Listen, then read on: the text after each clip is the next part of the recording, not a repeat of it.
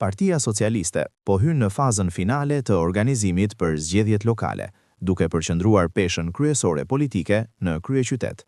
Në mbledhjen e fundit të asamblesë, kryesocialisti Edi Rama ka vendosur një riorganizim të thellë të strukturave drejtuese në Tiranë, duke zhvendosur figura kyçe dhe forcuar njësitë më të rëndësishme elektorale. Një nga lëvizjet më të forta është largimi i Eduard Shalsi nga drejtimi i qarkut të Kuksit. Ai pritet të marrë në dorë njësinë 11 në Tiranë, një zonë me peshë strategjike në garën elektorale. Po ashtu, në skenë rikthehet edhe Damian Gjiknuri, i cili do drejtojë njësinë 4, duke sinjalizuar një përforcim të mëtejshëm të strukturës në kryeqytet. Si shpërndahen deputetët në Tiranë?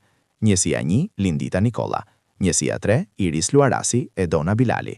Njësia 4, Damian Gjiknuri, Blerina Gjylameti. Njësia 5, Erion Braçe, Taulant Balla, Fatmir Xhafaj.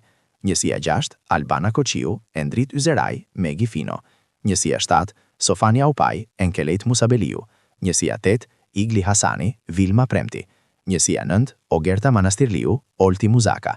Njësia 10, Besfort Lamallari. Njësia 11, Eduard Shalsi. Njësia 13, Elisa Spiropali, Anila Denaj.